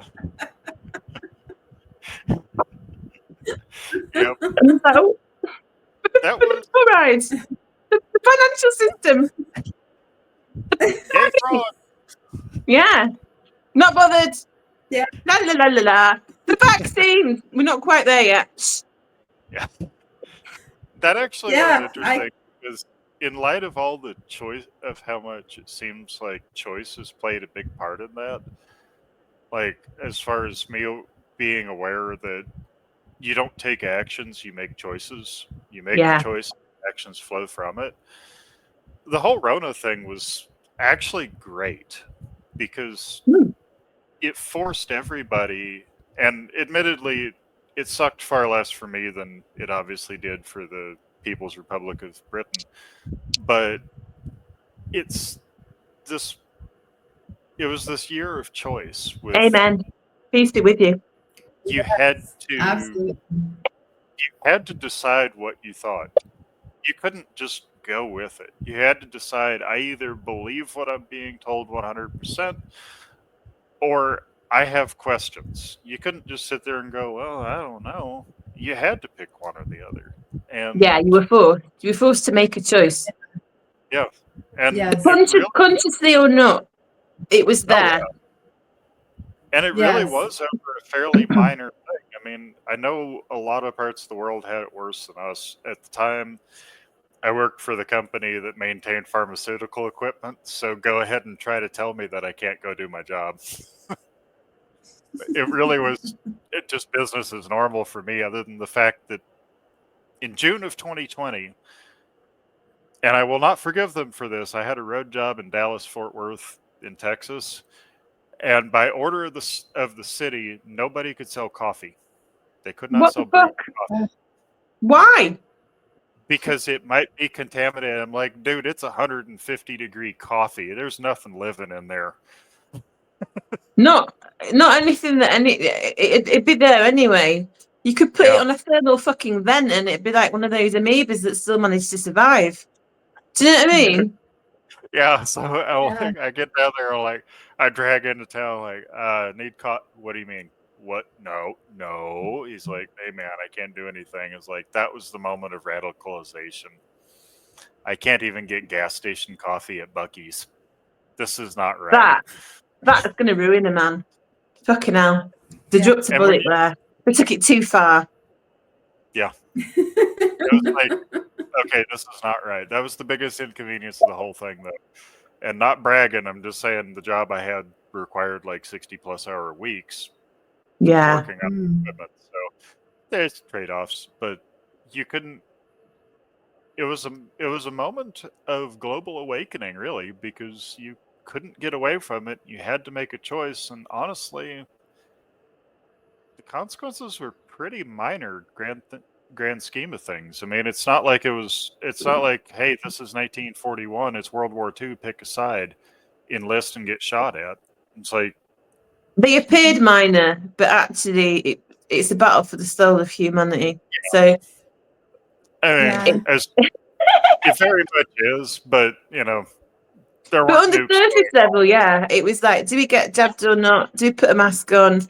Do we acquiesce our sovereignty to this higher, archonic matrix thought form structure that wants to overtake them and, put us on a negative AI timeline, or do we, Oh, don't do that? I did what I normally do and laughed my ass off at it because all the places here, you had to wear a face covering. So I ordered a $6 Guy Fawkes mask off Amazon and wore that into Walmart every time I had to go for something. That's hilarious. I It was love a that. face covering. I love I didn't It's wear a like, mask You know, out. I I had to wear it for work though. Go on, Sue Kirsten. I didn't Go on. wear a mask and nobody said anything to me the whole time. Of course, in rural Oklahoma, it was kind of loose. And nobody, the first time I was like, oh my God, I can't put that on. I'm not going to wear that. And my friend said, well, just go in. Yeah. What are they going to do? And she was right. I went in everywhere and I never put on a mask for anyone and no one said a word. I know it was not that way in a lot of places and I was very grateful yeah. to be here. I mean, because Central North Carolina was may as well have been California for how Yeah. rowdy they got. That's why I got the Guy Fawkes mask, because it's like, I'm wearing a face covering. I don't like it. Well, too bad. I just complied. You telling me to take it off? Oklahoma and Missouri are just kind of like, yeah, just don't burn the place down. Yeah. You're fine. Yeah. Yeah, They set are. fire to the forest, and everything else is all right. Anything Yeah. goes. Yeah. Just don't kill Yeah. people. Yeah, I mean, it's Yeah. go on, Kirsten. Well, yeah, in Oklahoma, I live right next to the Missouri state line, so that's where we buy our fireworks. Speaking of burning things down, because there are lots more legal fireworks in Missouri than there are in Oklahoma. yeah. One of the perks of living there, I'm sure. Oh yeah. Yeah. Missouri really doesn't care. It's a Yeah, great I'll state take you for there. it. I'll Yeah. take you to the dispensary. We'll get some fireworks. I need the Yeah. dispensary. I mean, what is it? Are mushrooms legal there, or are they still illegal? Have I got to go to Colorado for this? I think the shrooms are legal now, but again, when you buy from a dispensary, I would probably trust the weed, but I wouldn't necessarily trust the shrooms. You know, Just because of the nature of psilocybin and the spirit of it. Yeah. I'm pretty careful on my psychedelics, but you know, you can just their whole dispensaries. You just walk in and they just have jars of bud, like good stuff. So it's Yeah. nice. But hopefully, Steve and Diana are coming as well, Nice. so we can all come see you. And we're going to go to the bass fishing shop, and Oh yeah, just need to see that. What have they got again? Seals or something? they've got penguins. Penguins. That's all. Yeah, but That's Bass fucking Pro crazy, but I love it. Bass Pro's a destination. Also across the street from it, they have some really good barbecue. And Springfield, believe it or not, Kirsten just got a Buc-ee's, so we could show her Buc-ee's. Ah, What the fuck is Buc-ee's? Um, What is this Buc-ee's you It's a- speak of? huge. okay, Yeah. it's a you describe it, Texas-sized Nick. gas station. They have. Okay, you know how you'll have a gas station and a convenience store, and the gas station has like what 6 or 8 pumps, and then you've got a little selection of food. Okay, now scale it up to over 100 gas pumps, and scale the convenience store up to the size of a grocery store. So is this just like for the Kentucky fucking Derby, or what's going on? No, it's just a gas station, but you can buy Yeah. like rugs, scented candles, home furnishings, artwork. Each the men's and women's bathrooms typically have around 50 to 60 stalls. So it's Does it get full? I've never seen it full, but they're covered if it ever happens. Is this like if there's an alien invasion, everybody has to move to Missouri? You could actually remodel one into like probably a home for like 6 different families and have it be comfortable. I'm British. It I confuses think we me. broke her. Yeah, I know. we have 6 pumps at our gas stations. Just 6. And I mean, they do sell coffee though. They didn't stop saying. They didn't stop selling coffee in COVID. They did say though they brought a rule out during COVID, which absolutely baffled me, where you could go out to eat, but you couldn't carry your food to the table. It had to be carried to table.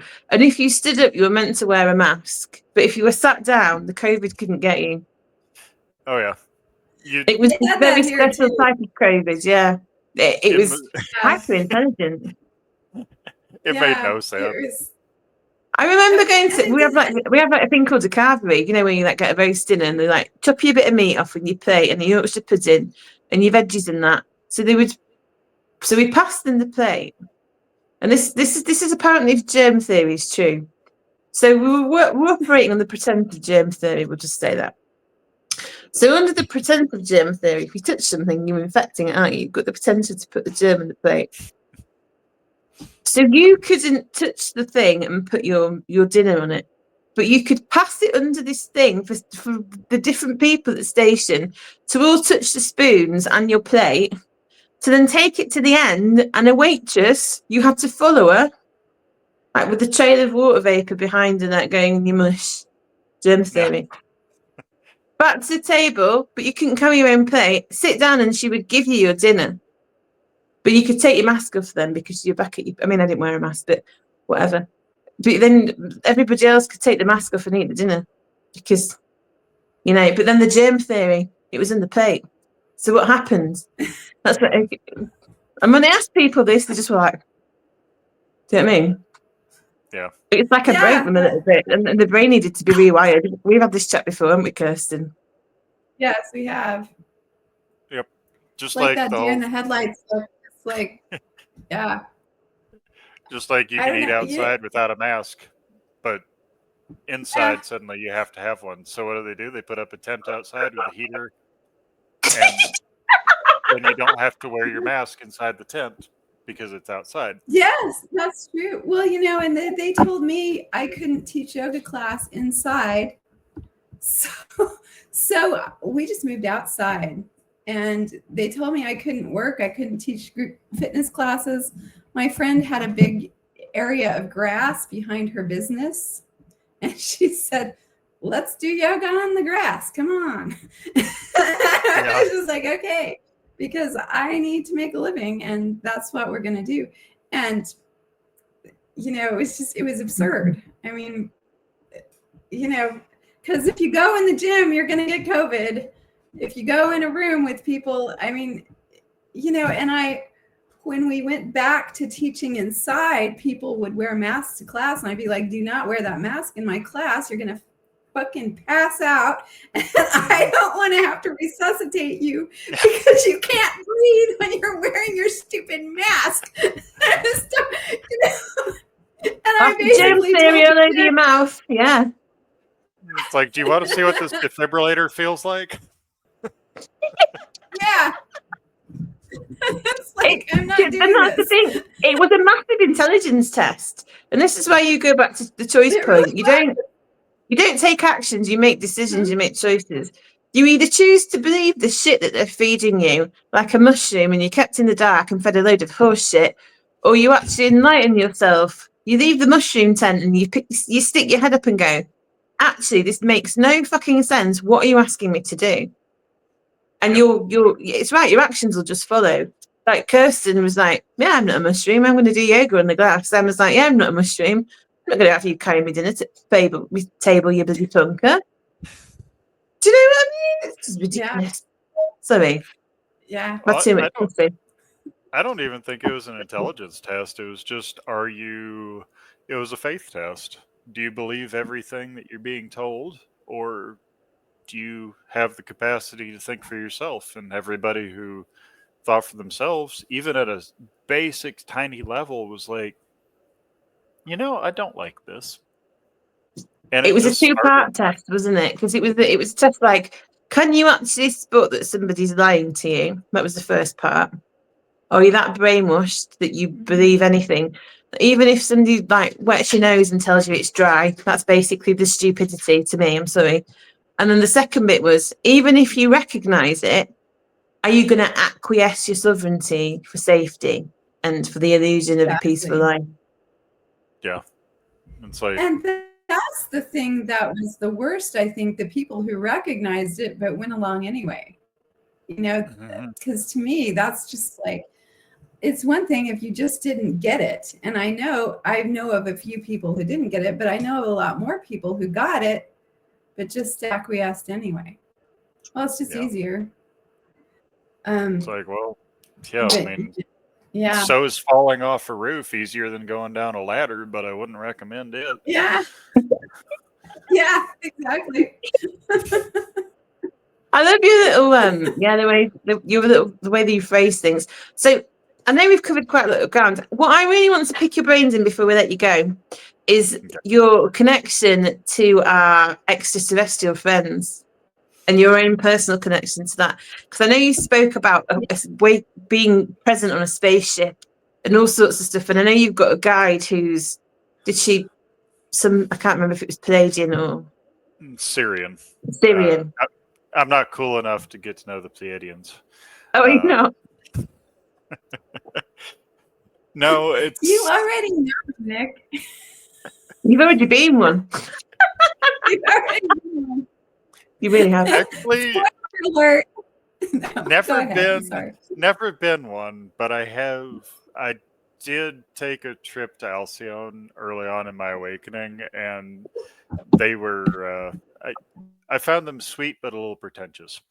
Uh, they were interesting, but they're really not that much farther along than we are, realistically speaking.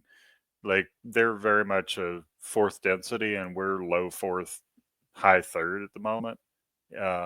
Didn't know if you wanted to be muted or not, Kirsten. Um, and You're muted. Oh, I'm sorry. sorry. My dog was having a dream and he was like doing little woof noises. Oh, It's like- that's so cute though. And they go. that is adorable. Yeah. But early on, like my s- my I didn't go out looking to contact our off-world neighbors. Like, I'm not one of these people like, oh, I was contacted by Hominaha of the Pleiadian Collective. It's like that was just I got contacted by my first guide, the dragon, and he showed me, hey, your soul originally was from the Draconan race, which is where the reptilians branched off of after their corruption and civil war. And he's like, but that was just how you came in. It's Yeah. the history's important, where you come from's important, but it doesn't actually change the fact that you're here now and human. It's cool that you were this. Here's their entire history. Thanks, buddy. But it's not really that relevant except for what it can teach you. Yeah. And It doesn't like, define you. Yes. like I've met Pleiadians and they're like, hey, that's cool. We wanted to meet you. We wanted to see you. It's interesting. Like, honestly, after they kind of got to know me, it was more just trading stories. I was sharing them the memories of the food we have, like how pancakes taste, like just sharing human experience with them as much as anything. The the one I've been in contact with lately is a Syrian lady, from Sirius. Interesting, very interesting. They are incredibly advanced, but actually some of the most down to earth that I've met. They're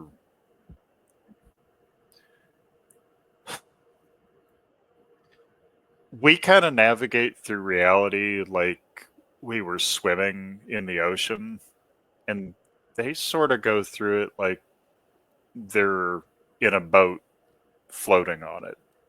Like, Yeah. don't know.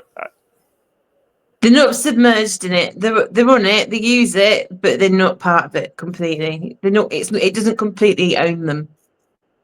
More like a glass bottom boat, where it's not that they're separate from it, because boats don't do that well on solid land. And they are very interested in what's going on. They are part of it. But trying to understand them is like trying to explain a ship to a fish. But yet they want to try. They want to be neighbors, even though, and she's mentioned this before, that the Pleiadians kind of drive them nuts because they're uppity. They are an advanced fourth density race, but she's said many times that humanity has far greater potential because humanity doesn't recognize limits.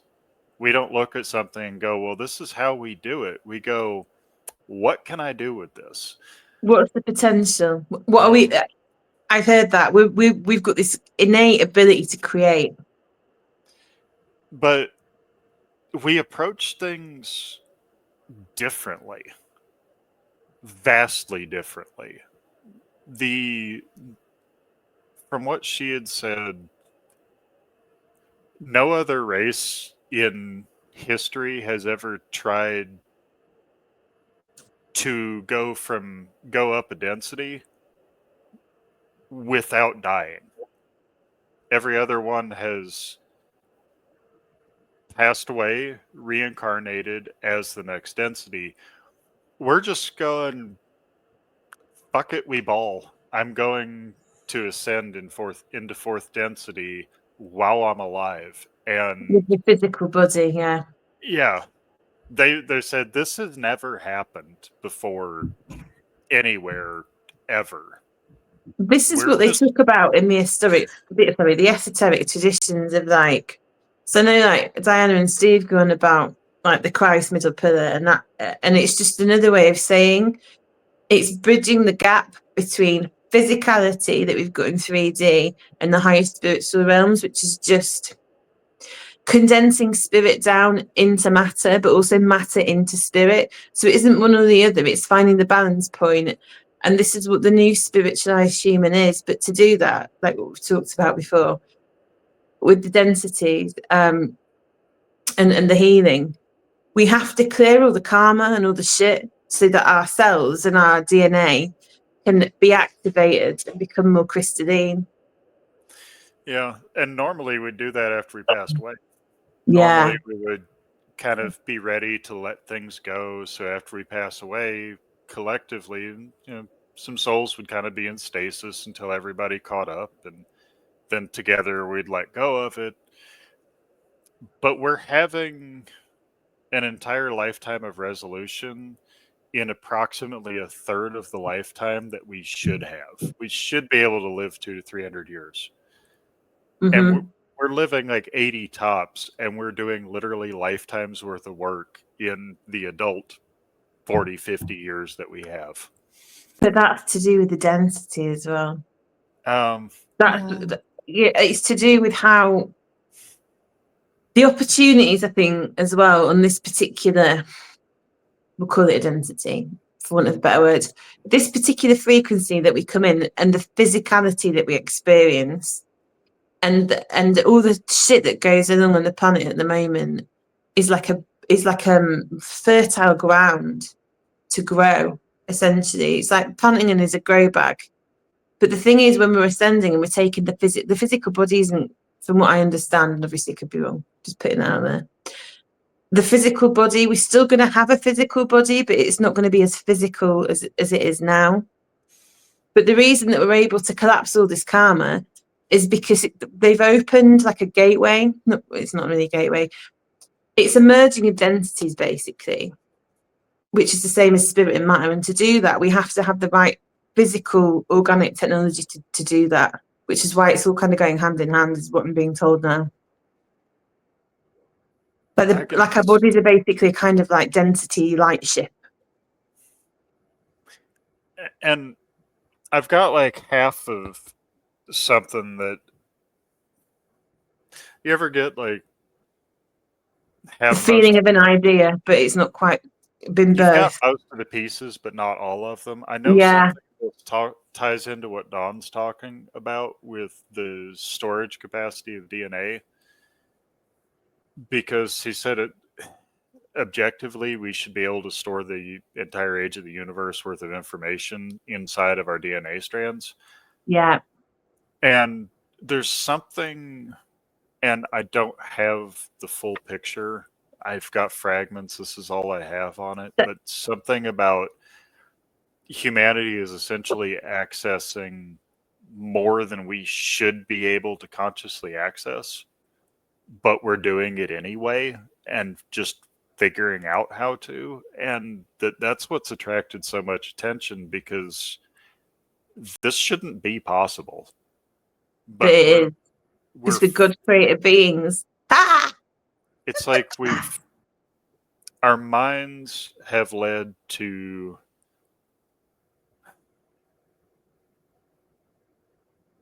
our minds have connected to our spirits that have shown our soul how to rewrite our DNA consciously in almost a recycling, an iterative loop, where Yeah, it's like a feedback. every time we rewrite something, it gives us the capacity to rewrite more, like a fractal going down. Yeah.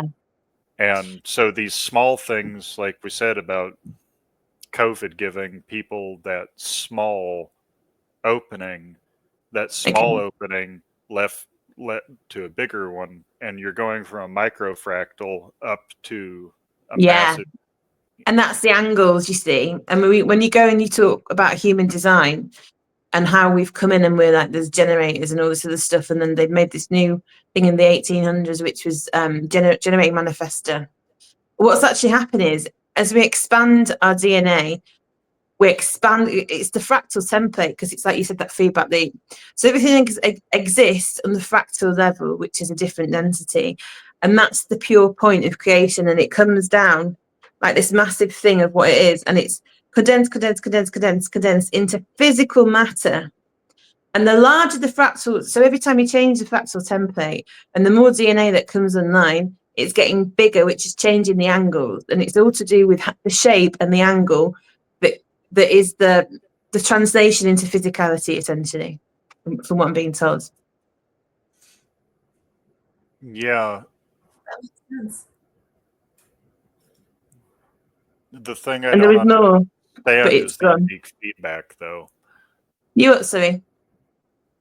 The thing I don't understand is how we're essentially setting up. Oh, okay. So I like this. We're figuring it out. What I'm saying is, like, objectively, we should be using just a part, but it's like a fractal feedback loop where as they increase, they're resonating off of each other, which as we learn and grow in the spirit, it accelerates the growth in the soul. So, I don't understand. Because they're all connected. When you expand one, you expand the other. But the thing is, reality that we're experiencing, even though it's physical, is a type of hologram. And within a hologram, one pixel within a hologram contains the whole of the hologram. So within one cell or one atom or one bit of quanta within our body, because it's space mostly, it contains all of the information of the universe. This is what he's talking about, the DNA. So each tiny quantum in our DNA, when it is changed on a fractal level, because it's quantumly entangled, will changes on a physical level as well.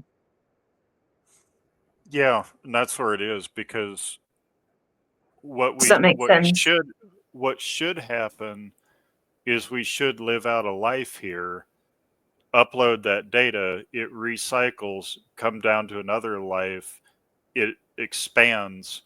What we're doing, though, is essentially running a loop where it's been closed.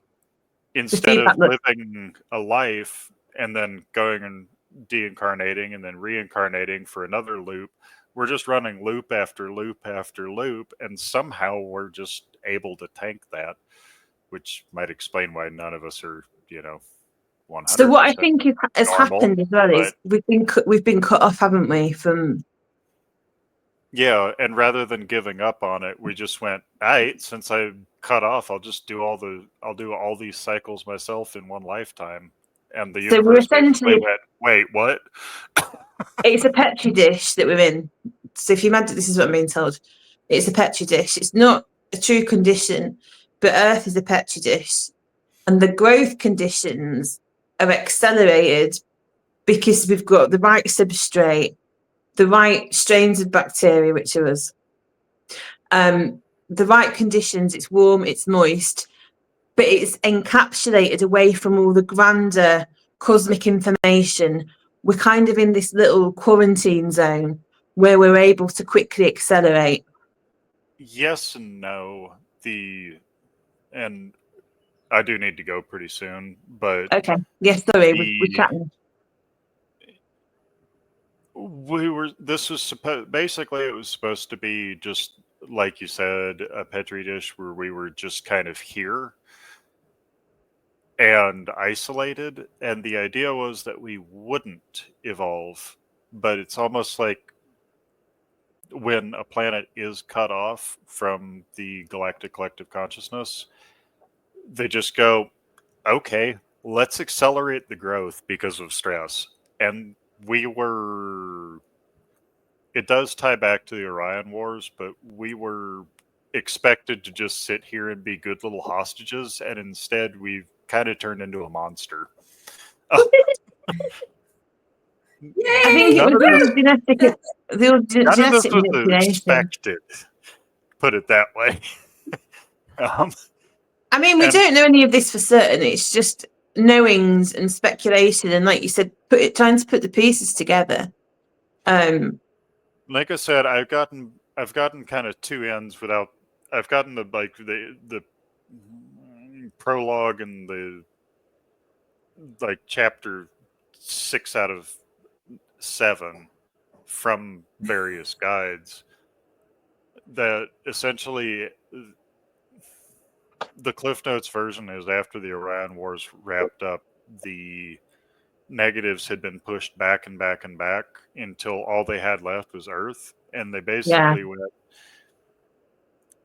either we all know they're about to ascend to 4th density, so you let us play here and we don't nuke the planet. We're going to hold them hostage.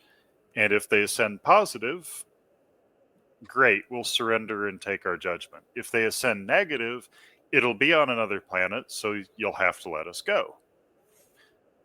The positives took it in trade for, not losing humanity. They took kind of a hands-off policy, and we're not expecting humanity to do what we have been doing, which instead of spreading to other planets along with the incarnated negatives, we decided to stay here and do it the hard way.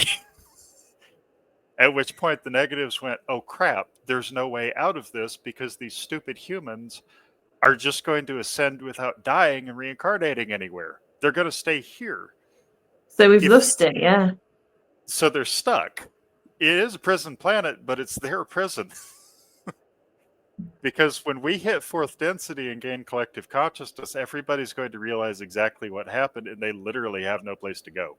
And then the inmates are in control of the prison. Have you seen The Nature of Humanity? Now imagine when all of the people that gave us the special boat squad and Navy SEALs realize that what just happened. This is not where I'd want to be in Orion. Once all of humanity has this knowledge, it's not going to be pretty for them. But I think they're hoping we're going to chill out, aren't we? That's what they're hoping. That's one of the reasons there are so many other races incarnating here, as well as being physically here but cloaked. Because it's like, when this happens, we're going to need to go, okay, guys. I do unfortunately need to. That's fine. Going. Thank you so much for being on here, Nick. It's been lovely chatting with you. You've been a real good sport, and you've obviously brought quite a lot to the table. So we'll let you go. Say thank you, everybody. Kirsten. Well, thank you. And thank you. Thank you for joining us. Sorry for waffling. Thank you, Nick. Give over. That's what we're here to do, isn't it? Here to waffle. Thanks for being here, guys. Thank you, Nick. Thank you for having me on. Catch you on the flip side. For sure. Thank you.